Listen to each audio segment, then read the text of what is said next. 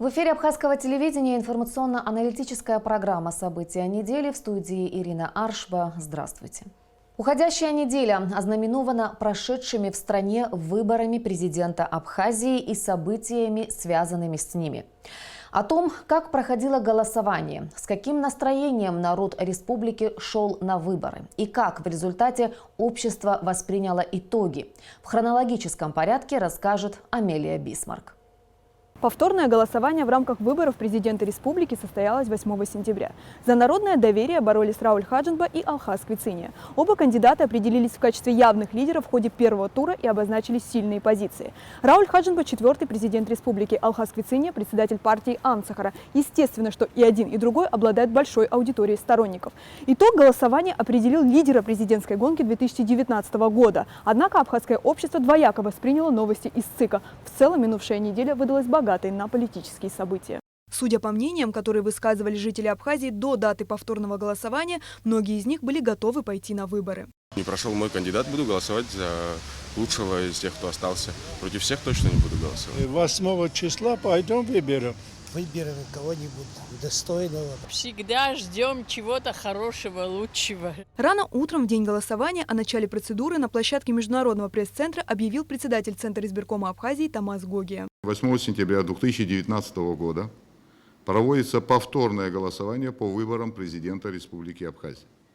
Сегодня граждане Республики Абхазия, находящиеся как на территории Республики Абхазия, так и за ее пределами, с 8:00 утра до 20:00 вечера придут на избирательные участки и примут участие в голосовании. По поступившим из окружных комиссий сведениям, сегодня ровно в 8:00 утра открылись все 154 участка. Внимание прессы было приковано к кандидатам на пост главы государства. Согласно правилам, каждый из них отдал свой голос на избирательном участке по месту прописки. Рауль Хаджимба пришел исполнить свой гражданский долг в здании 14-й столичной школы. Надеюсь на то, что люди сделают правильный выбор. Как вы считаете, выборы пройдут без эксцессов? Хочется верить в то, что разум победит. Ближе к 11 часам утра к избирательному участку номер 3 в Сухуми со своими детьми пришел и председатель политической партии Амцахара Алхаз Квициния. Он также ответил на вопросы журналистов.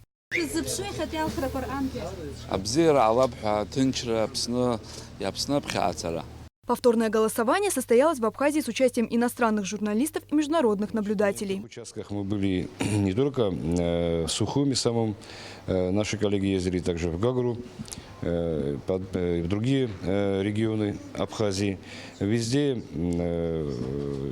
мне кажется, что достаточно на высоком уровне прошла организация самих выборов. В 15 часов дня 8 сентября в Центр избиркоме объявили, что обозначенный во втором туре порог явки избирателей в 25% был пройден, и выборы можно считать состоявшимися. Участки были закрыты в установленном законом порядке ровно в 20:00, и ответственные лица приступили к подсчету голосов. Обновление информации с каждым часом ожидали и в штабах кандидатов в президенты. Ближе к ночи стали известны предварительные результаты, согласно которым большее количество голосов набрал Рауль Хаджимба. Вы знаете, эмоции всегда должны присутствовать в человеке, но нам нужно понять, что надо создавать условия для того, чтобы мы были едиными. И я надеюсь на то, что мы поймем, что без этого единства государства не будет. Уже рано утром 9 сентября кандидат в президенты Алхаз Квициния заявил, что итоги выборов оспорит в Верховном суде. Он аргументировал позицию штаба, ссылаясь на коллизии в законе о выборах президента Республики Абхазия. Согласно закону, во втором туре выборов победителем считается тот, кто получил наибольшее количество голосов избирателей, принявших участие в голосовании по отношению к другому кандидату, при условии, что число голосов, поданных за кандидата, больше числа поданных против него. При этом в выборах должно принять участие не менее 25% граждан, внесенных в списки избирателей. 5 сентября, буквально за 3 дня до голосования, кандидат в президенты Алхаз Квициния обратился в ЦИК с инициативой о том, чтобы победитель в повторном голосовании определился путем подсчета простого большинства голосов. Кто в первом туре участвовали кандидаты, они обратились в ЦИК, что при нашем соглашении, которое было джентльменское соглашение, графа против всех будет не учитываться, что это нарушение закона. И в связи с этим у нас есть сомнение, что ни один кандидат из нас двоих не набрал нужное количество голосов, чтобы стать президентом. Поэтому мы это будем оспаривать. В полдень 9 сентября в пресс-центре прошла встреча председателя Центра избиркома с журналистами. В ее ходе были оглашены предварительные итоги выборов. К тому времени в ЦИК поступило обращение от Алхаса Квициния, в котором он просил признать выборы недействительными, а также сообщал, что в противном случае собирается отстаивать свою точку зрения в Верховном суде республики. Тамас Гоги прокомментировал ситуацию в ходе пресс-конференции. ЦИК принимал решения, исходя из тех соображений, которые на сегодняшний момент существуют и были приняты согласованно со всеми заинтересованными сторонами. Поэтому никаких нарушений с нашей стороны нет, ни нарушений ни законодательных, ни чисто человеческих, договоренных и так далее.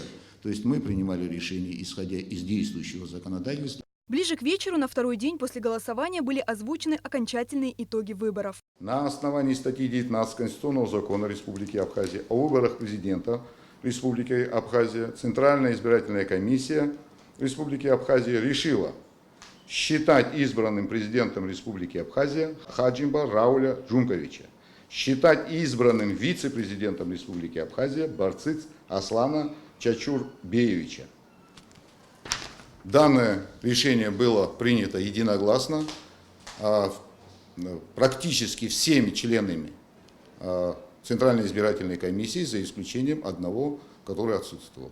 В первой половине дня 10 сентября на имя Рауля Хаджимба стали поступать первые поздравления. Избранного президента Абхазии поздравил президент Российской Федерации Владимир Путин. К нему присоединились и главы других дружественных Абхазии стран, руководители различных общественных организаций, международных объединений. В этот же день в здании администрации президента состоялся брифинг Рауля Хаджимба. Глава государства поприветствовал собравшихся и ответил на вопросы представителей СМИ.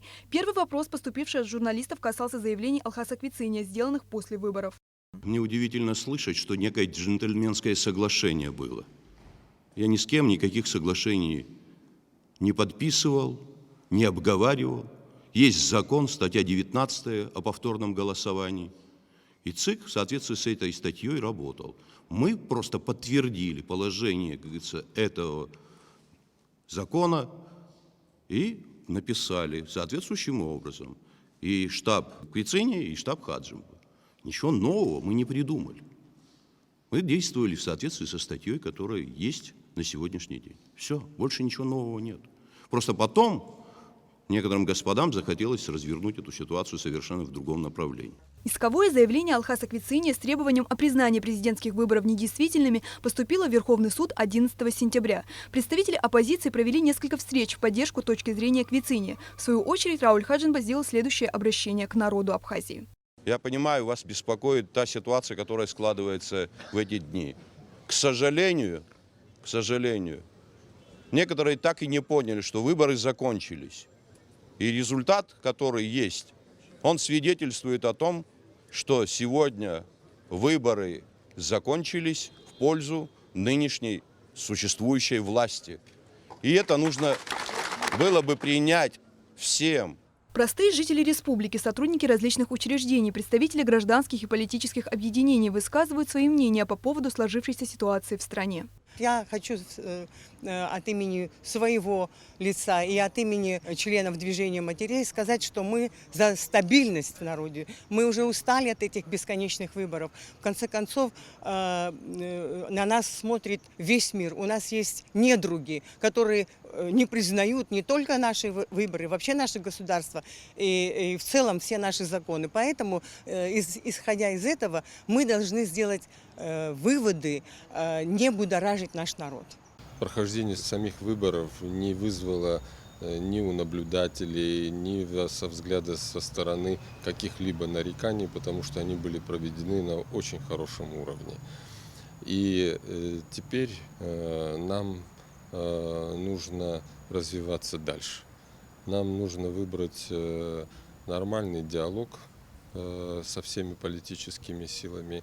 И народ сделал свой выбор, и этот выбор за спокойное, методичное развитие. Итоги наших выборов признаны частью международного сообщества, которую так или иначе интересует судьба Абхазии. А это говорит о многом, отмечает историк-исследователь Аслан Авицба. Все наши вот эти проблемы поствыборные, современные, я имею в виду, они порождение не последних дней. Это показатель нашего отношения к нашей государственности, вообще к нашим законам. Потому что мы каждый раз у нас выборы превращаются мы подходим каждый раз к какой-то черте, за которой маячит дестабилизация обстановки в Абхазии.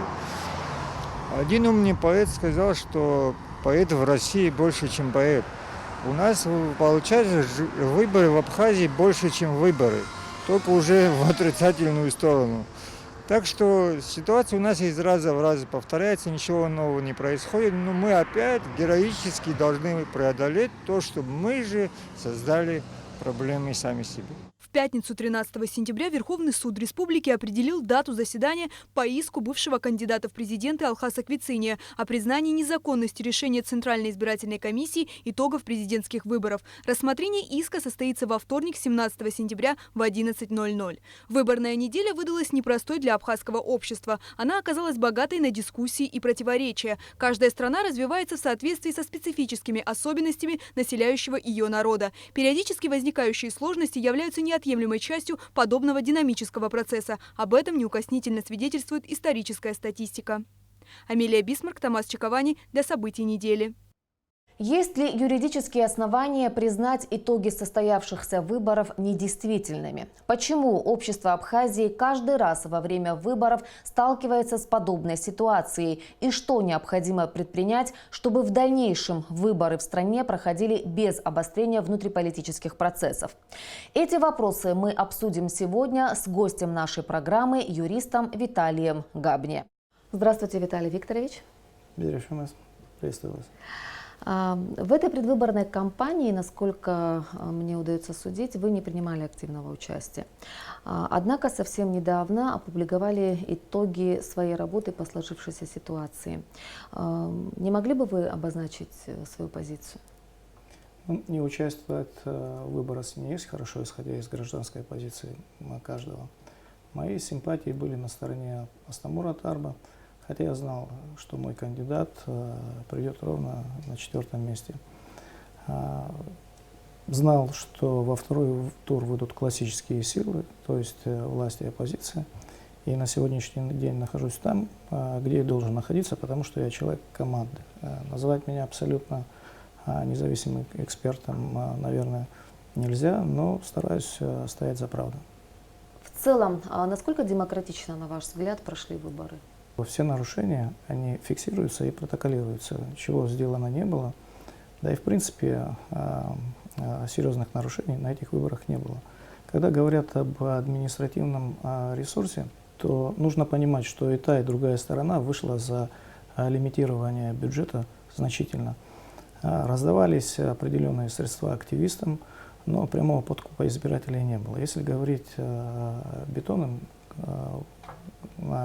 у всех там языцев, то я тоже поинтересовался этой проблемой. Подотчет шел от частных лиц, но объяснять оппозиции свой проигрышный тем, что люди продали за бетон, не стоит, поскольку бетон никаких симпатий власти не принес. Для этого нужно просто знать наш народ. И проблема в самой оппозиции, поскольку если взять провластные силы, то они гораздо лучше консолидированы, причем во все времена, даже будучи во власти, а в особенности в бытность десятилетней оппозиции, не в пример нынешней оппозиции, которые так и не поняли причину своего проигрыша, ее природную онтологию. Не все европейские страны могут похвастаться тем, что оба кандидата в прямом эфире принимают участие в дебатах, в открытых дебатах. Вот на ваш взгляд, не говорит ли это о том, что у нас достаточно высокий уровень демократичности в стране? Это действительно так, абсолютная свобода слова. Даже в той свободе, о которой мы говорим, есть значительные излишки, поскольку мы в послевоенной Абхазии находимся при свободе, близкой к анархии. И в этом тоже есть проблема. Это удобное и уютное общество для проживания, но для движения вперед тяжело. Где вы видели, чтобы, если возвращаться к событиям от 5 июля прошлого года, когда при штурме здания МВД милиционеров в оцеплении, которые не давали сжечь здание МВД, которых били, они не могли в ответ ударить. Где вы видели такую демократию в любой стране Старого Света? Конечно, нам это надо ценить. Конечно, нам это ценить, и свобода – это тоже культура. Каждый раз во время выборов в нашей стране начинаются сложные процессы, и на фоне которых обостряется общественно-политическая ситуация. С чем это связано, на ваш взгляд? Говорит ли это о политической незрелости нашего общества и в целом о его неготовности принимать выбор большинства? И да, и нет. Если смотреть от выборов 2004 года и по сегодняшний день, то нужно понимать, наша политическая система строится и держится на разногласии. Мы за основу взяли систему конкурсности, конкуренции политических элит. Если же мы будем говорить о полном объединении, то нужно понимать, что это авторитарный режим. Проблема, на мой взгляд, лежит в иной плоскости. Множество народов проходили на своих исторических этапах через становление, через такого рода внутренние противостояния, которые заканчивались гораздо хуже и сложнее, чем у нас. Но суть не в том, зрелость общества заключается в том, насколько быстро это гражданское сообщество может выйти от полного противостояния к заключительному консенсусу, за какое время. И если я вам напомню наши события, нам это удавалось за 2-4 дня. В данном случае, на мой взгляд, это не столько говорит о политической зрелости нашего собственного, сколько об исторических предпосылках, которые являются нашим регулятором. И вот здесь я вижу серьезную проблему, поскольку именно эта первооснова у нас сегодня рушится. Что я имею в виду? Мы живем в капиталистическое время, вот в самом таком диком его проявлении, когда самые непотребные качества человека делают его наиболее успешным. Это идет вразрез нашему традиционализму, который рушится. И в итоге, когда мы сегодня знаем в нашем небольшом социуме, кто чем живет, кто зарабатывает деньги, на каком бизнесе легальном, либо не очень, мы все это все равно, люди для нас все рукопожатные, поскольку он успешен, поскольку он богат, и это сегодня является определяющей традицией, имеют значение. Вот первое, чтобы ответить на этот вопрос, я бы исходил из того, что есть сегодня добропорядочность и добропорядочность в политике. Мы знаем, что Конституцию написали не мы, не наш первый парламент, мы ее заимствовали. Это коллективный труд, доктрина всего человеческого, норм и правил целых народов, которые исторически устоялись, эти традиции, и были переложены в Конституцию. Давайте мы это попробуем перенести на нашу действительность, на наши традиции, называемые Апсвара. Из этого выходит такой инструмент, как лыхнашта. Вот что есть лыхнашта, если не добропорядочность принятия общественных и политических правовых решений? Но мы сегодня разрушаем все наши основы. У нас нет ни одного абсолютно авторитета, ни одной поляны, где решение имело бы силу для всего народа. Потому что никто не ищет правду, правда не нужна. Исходя из этого, мы обречены двигаться хаотично. И то, что сегодня слово не является словом, то, что подписанные соглашения не являются подписанными соглашениями, это все исходит вот из той культуры, в которой мы находимся, в ее разрушении, а политическая составляющая, она исходит уже из первого. И в этом проблема. Как известно, лидер оппозиции Алхаз Квитения подал исковое заявление в Верховный суд Абхазии. Вы юрист. Можете нам рассказать, в чем заключается вообще формат 50+1? Исковое заявление в Верховный суд поступило на основании того, что ни один из кандидатов набрал 50+1%. В то время, когда за одного из кандидатов проголосовало 47 тысяч человек, а за другого поддержало 46 тысячами. Вот по мне идет явное манипулирование правовой составляющей, когда 3500 человек способны отменить выборы, в которых участвовало 93 тысячи проголосовавших «за». Из чего исходит данное обоснование? она исходит из концепции предыдущей модели выборного закона. Я вам напомню, что в апреле месяце были внесены поправки в выборный закон, регламентирующие новый порядок учета голосов избирателей. В действующем законодательстве был заложен учет позитивного волеизъявления голосующих «за». Наши оппоненты интерпретируют учетом голосов предыдущего документа до его изменения, когда учет голосов был на негативном волеизъявлении. Другими словами, те, кто голосует против, находятся в приоритете над тем, кто голосует за. По мне, эта формула сегодня абсолютно нерабочая. Не по мне, она вообще нерабочая. И отсылает уже действующую мажоритарную модель избирательной системы к рудиментам старой системы, причем вольно притянутым рудиментам.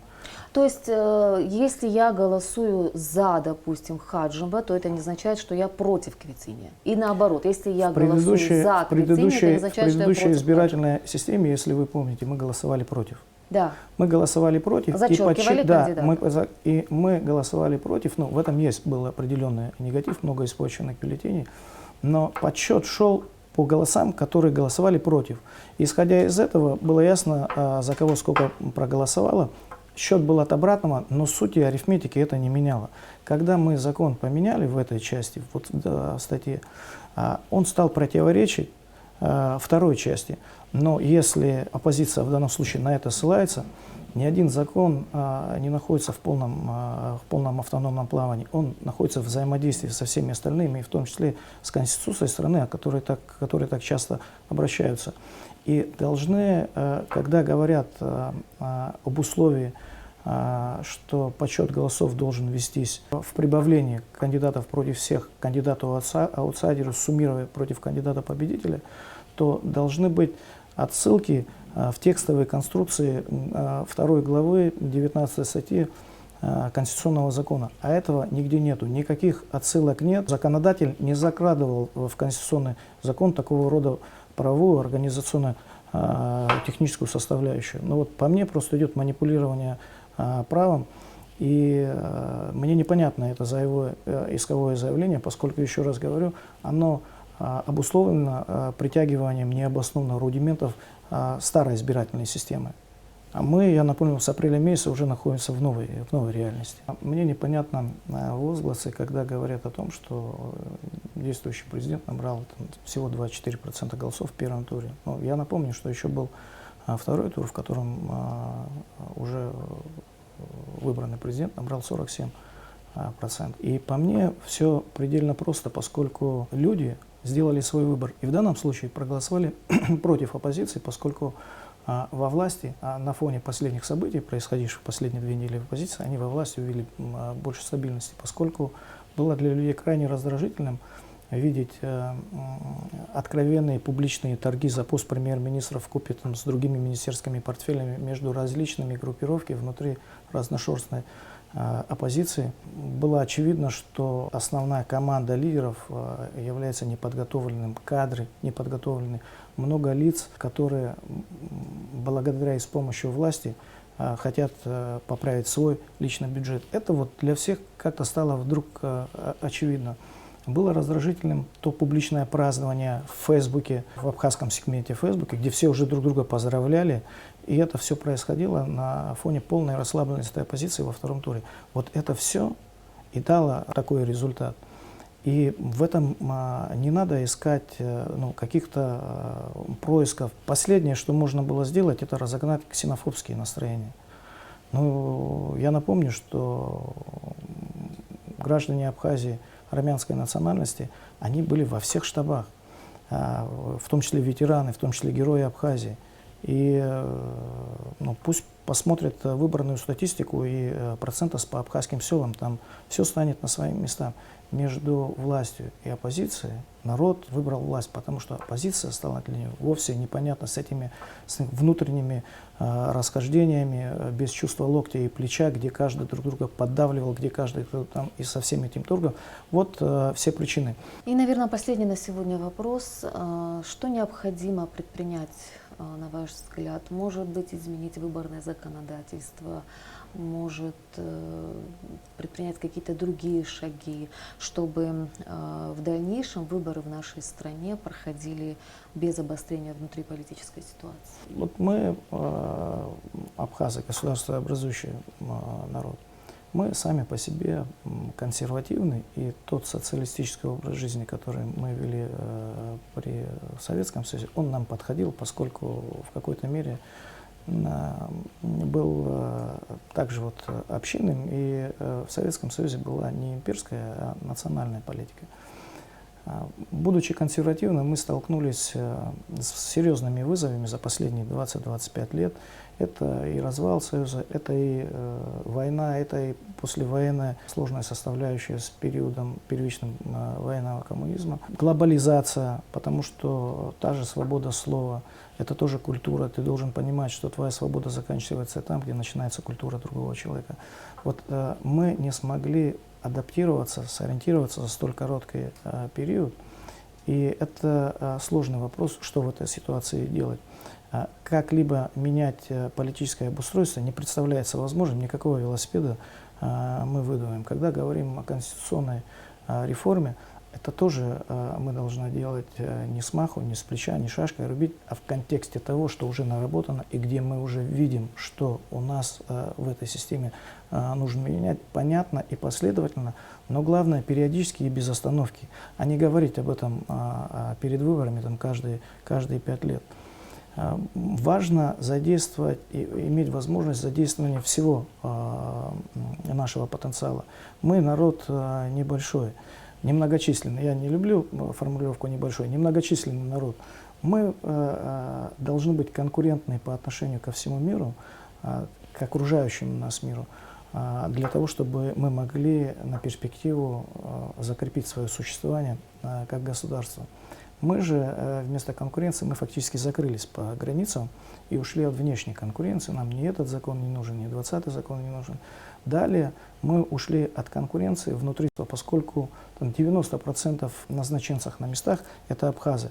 А мы живем в полиэтнической стране, где другие народы представляют не менее 50% населения страны. Это не есть правильно. Сама потребность и культура людей, какие лидеры сегодня самому народу востребованы.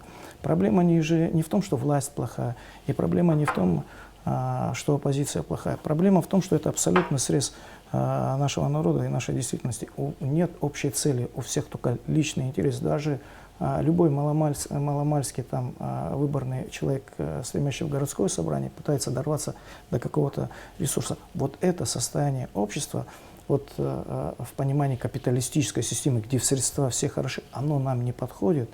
И как с этим справиться, мне навскидку вам ответить сложно. Спасибо, что вы нашли время и пришли к нам в студию.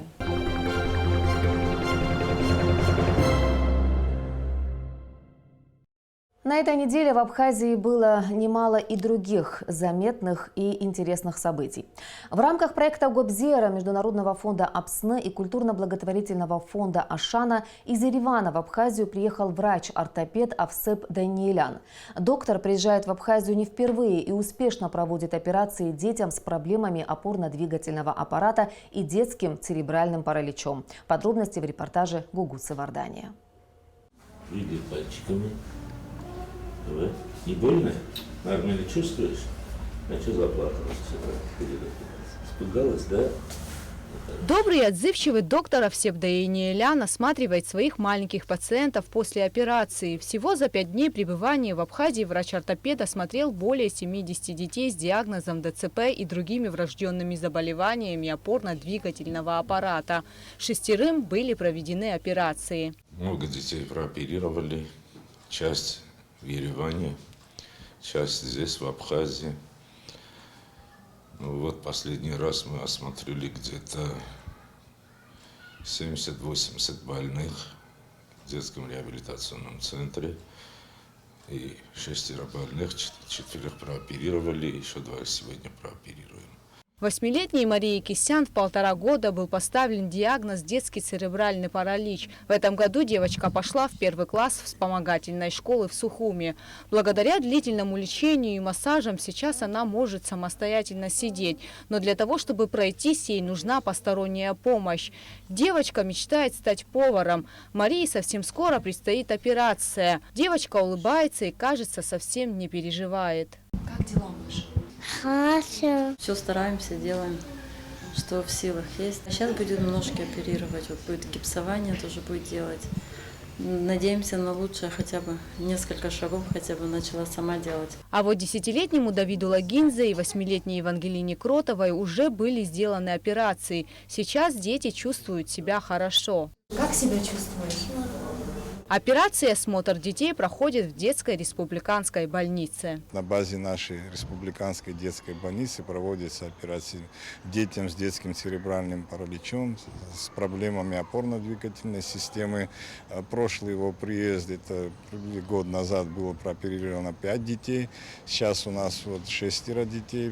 Сегодня 4 уже прооперированы, еще 2 будут оперированы сегодня. Операции помогает проводить местный хирург республиканской детской больницы Гия Марохия. Они у нас останутся 5-6 дней, потом мы их отпустим домой с гипсом. Все у них будет хорошо, надеюсь.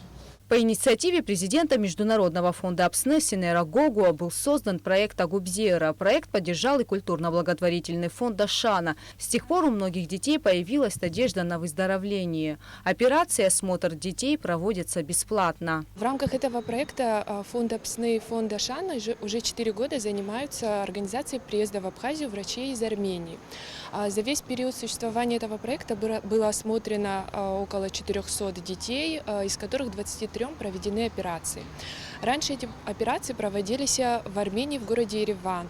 Но сейчас, благодаря благотворительной акции, которую организовал фонд ОПСН совместно со своими партнерами из города Ростов, компании «Биофарма», было приобретено новое оборудование и передано в дар детской республиканской больнице. Благодаря этому оборудованию у детей появилась возможность быть оперированными в Абхазии, не выезжая в Армению. Результатами мы сегодня можем гордиться, потому что у всех детей положительная динамика, у некоторых она более ощутимая, у других менее. В данном проекте поддержку оказывают также местные врачи, главврач детской республиканской больницы, которому мы выражаем большую благодарность. Также мы выражаем благодарность самому доктору Овсепу Даниляну, который, несмотря на свою занятость, он находит время и приезжает в год 1-2 раза в Абхазию, чтобы оказать помощь деткам, которые в этом остро нуждаются. Организаторы проекта выразили надежду на дальнейшее сотрудничество с доктором Овсепом Даниеляном, ведь еще так много детей нуждаются в его помощи. Кугут Савардания, Степан Мартиросян, Абхазское телевидение. 10 сентября исполнилось 10 лет со дня признания независимости Абхазии Боливарианской республикой Венесуэла, которая стала 3-й страной после России и Никарагуа, признавшей суверенитет абхазского государства. Заместитель министра иностранных дел Абхазии рассказал о взаимоотношениях и сотрудничестве с Венесуэлой. На данном этапе наши взаимоотношения находятся на высоком политическом уровне.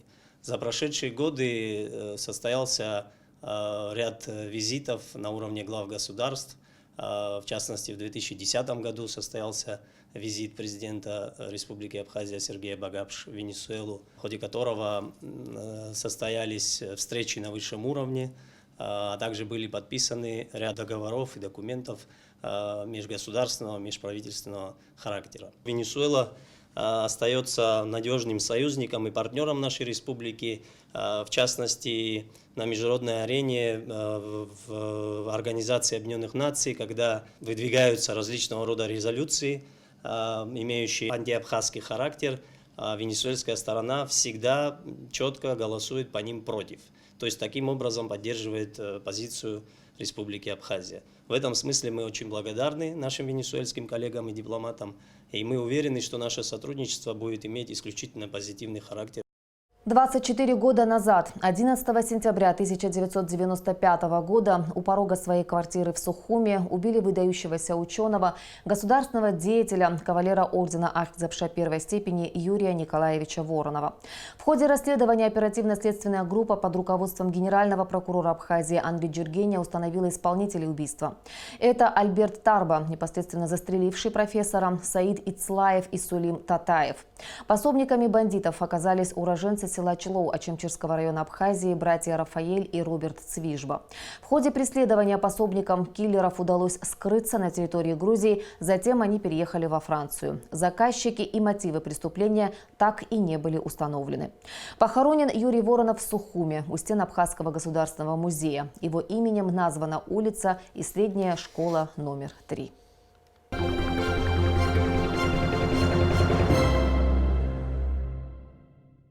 Театр юного зрителя Северной Осетии «Саби» прибыл на гастроли в Абхазию. Как нам сообщили в пресс-службе театра, в рамках гастроли запланированы 4 представления в Абхазском государственном драматическом театре имени Самсона Чанба.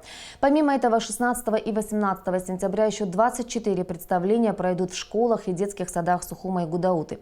«Саби» представит зрителям Абхазии спектакль «Дочь солнца» по мотивам одноименной поэмы абхазского писателя Константина Ломия, спектакль «Нарты и золотое яблоко» режиссера Асланбека Галауова по мотивам нартского эпоса и спектакль «Волшебная ласточка» режиссера Ирмика Бабаянца, который покажут самым маленьким зрителям Абхазии. Гастроли театра юного зрителя Северной Осетии «Саби» продлятся в Абхазии до 20 сентября. В завершении нашей сегодняшней программы мы хотим рассказать вам историю одной многодетной семьи. Историю о том, как благодаря энтузиазму и неравнодушию некоторых людей могут исполняться заветные мечты. Репортаж Алики Трапш. В Абхазии близится к завершению туристический сезон, однако в республике немало отдыхающих, которые спешат насладиться по-особенному комфортной осенней погодой. Уезжая с отдыха, многие туристы делятся в интернет-пространстве своими впечатлениями. Среди них есть совершенно разные отзывы, как положительные, так и отрицательные, что, безусловно, негативно сказывается на имидже всей страны. И особенно приятно, когда в Абхазии происходит нечто, что способствует не только увеличению хороших отзывов, но действительно подтверждает, что Абхазия поистине страна души. Многодетная семья Васильевых из Оренбургской области уже много лет мечтала об отдыхе на море. И, казалось бы, до исполнения мечты было рукой подать. Однако год назад у этой молодой семьи случилось несчастье. Все, что было нажито, в один миг сгорело во время пожара. Молодая семья не упала духом, взяли новое жилье в ипотеку и стали потихоньку налаживать быт, но об отдыхе и о море пришлось забыть. Однако в скором времени удача улыбнулась им. Семья Васильевых выиграла бесплатный отдых в Абхазии. Я в этот день находился на вахте, мне супруг позвонила и вот так вот объяснил ситуацию, то что мы как бы выиграли поездку в Абхазию отдыхать. Но я сначала не поверил вот. Ну, потом приехали, как все объяснилось, то, что действительно, да, начали собираться. Если честно, мы впервые вообще посещаем такое какое-то место, отель или там, будучи, не знаю, гостиницу. Мы были настолько приятно удивлены, то, что здесь очень по-доброму относятся к постояльцам. То есть приняли нас очень даже хорошо, объяснили все правила, условия, как правильно чем пользоваться. По поводу еды вопросов вообще никогда не возникало, потому что мы наедаемся так, что очень даже хорошо все. Благотворительную акцию, направленную на помощь многодетным семьям, организовало руководство сухумского отеля «Лион». Желающих провести свой отпуск в Абхазии оказалось немало. Однако выбор организаторов пал на молодую семью Васильевых. Мне написало, на самом деле, сразу достаточно много людей. Это были очень многодетные семьи, которые брали из детдома, там 13 человек, и еще что-то. Мы понимали, что мы физически не сможем разместить столько. Вот, были там неполные семьи, были еще что-то, но мы решили как бы взять именно полную семью, тем более я знала ребят, мне написала Настя в Инстаграме, что было бы здорово, если бы мы смогли поучаствовать в этом отборе, так скажем, да. Я уже передавала всю информацию как бы руководителю, и он сам решал, кого он хочет видеть. Все расходы за перелет, проживание и питание гостей отель взял на себя. Многодетную молодую семью разместили в комфортабельном номере. Мы их разместили в одном из номеров, которые являются апартаментами. это семейный люкс. Я думаю, они в полной мере ощутили тот уют и комфорт, который, в принципе, люди, которые с семьями приезжают, это семья Васильевых с детьми, я думаю, они оценили достаточно в плане завтраков и питания, тоже все у них включено. Отдых гостей в отеле «Леон» предусмотрен на 9 дней. За это время семья успела посетить многие достопримечательности Абхазии. Кроме того, так получилось, что именно здесь, в Абхазии, супруги Анастасии и Николай Васильевы отметили 13-ю годовщину совместной жизни. 9 сентября у нас как раз-таки была годовщина свадьбы. Между прочим, когда только мы узнали, что мы едем, я как-то, может быть, жалко, но я забыла даже о ней. И потом только уже начали, когда собираться, сборы были. Я говорю, так мы же и годовщину там будем с тобой отмечать. То есть мы очень обрадовались еще это как бы такой бонус небольшой получился. Да, мы уже 13 лет вместе. За это время создали большую семью. В семье Васильевых 3 детей. Каждый вечер супруги с детьми выходят на Сухумскую набережную. В этом году дети впервые увидели море. И отдых в Абхазии надолго останется в их памяти. Любимое занятие – это ловить волны, чтобы они меня накрывали полностью. Еще осталось пару дней, но хотелось бы еще неделю. Руководство отеля «Леон» выразило надежду, что данная акция станет традиционной, а также послужит хорошим примером для остальных ательеров Абхазии. Алика Трапш, Томас Чиковани для событий недели. Такими были события уходящей недели. Какими они будут, мы обязательно расскажем в следующей программе. Всего доброго.